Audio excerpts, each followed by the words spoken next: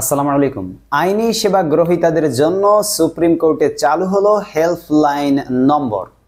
সর্বোচ্চ আদালত বাংলাদেশ সুপ্রিম কোর্টে বিচার প্রার্থী ও সেবা গ্রহীতাদের জন্য হেল্পলাইন নম্বর চালু করা হয়েছে। এখন থেকে কোনো বিচার প্রার্থী বা সেবা গ্রহীতা সুপ্রিম কোর্ট রেজিস্ট্রির কোনো শাখায় সেবা গ্রহণে বাধা পেলে কিংবা যে কোনো বিষয়ে অসুবিধার মুখোমুখি হলে সরাসরি মোবাইল ফোনে সুপ্রিম কোর্টকে জানাতে পারবেন। এছাড়াও সেবা গ্রহণ সংক্রান্ত প্রয়োজনীয় তথ্য সহ সেবার বিষয়ে পরামর্শ গ্রহণও করতে পারবেন। সরকারি ছুটির দিন বাদে প্রতিদিন সকাল 10টা থেকে বিকাল 4টা পর্যন্ত সেবা গ্রহণ করতে পারবেন গ্রাহকরা। নম্বরটি হলো 01316154216। নাম্বারটি এখানে দিয়ে দিব, আপনারা দেখতেই পারবেন।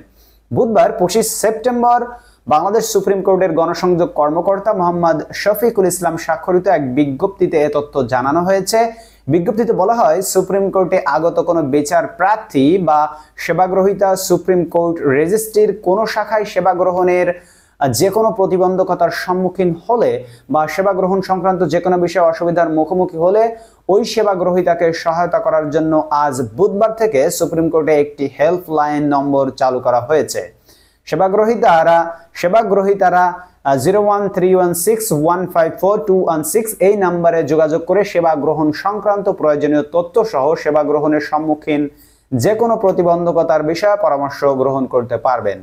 এতে আরো বলা হয়, সুপ্রিম কোর্ট রেজিস্ট্রির একজন কর্মকর্তা এই হেল্পলাইন পরিচালনা করবেন এবং সেবা গ্রহীতাকে প্রয়োজনীয় সাহায্য প্রদান করবেন। সরকারি ছুটির দিন বাদে প্রতি রোববার হতে বৃহস্পতিবার সকাল 10টা থেকে বিকাল 4টা পর্যন্ত হেল্পলাইন সার্ভিস চালু থাকবে। আমি সরকারের কাছে বিনীতভাবে অনুরোধ করব, একটি হেল্পলাইন নয়, অন্তত 3 থেকে 4টি হেল্পলাইন চালু করুন, কারণ একটি হেল্পলাইন থাকলে সবসময় বিজি থাকবে, মানুষ সব তথ্য সেবা গ্রহণ করতে পারবে না। ধন্যবাদ তারপরেও সরকারকে, অসংখ্য ধন্যবাদ সুপ্রিম কোর্টকে।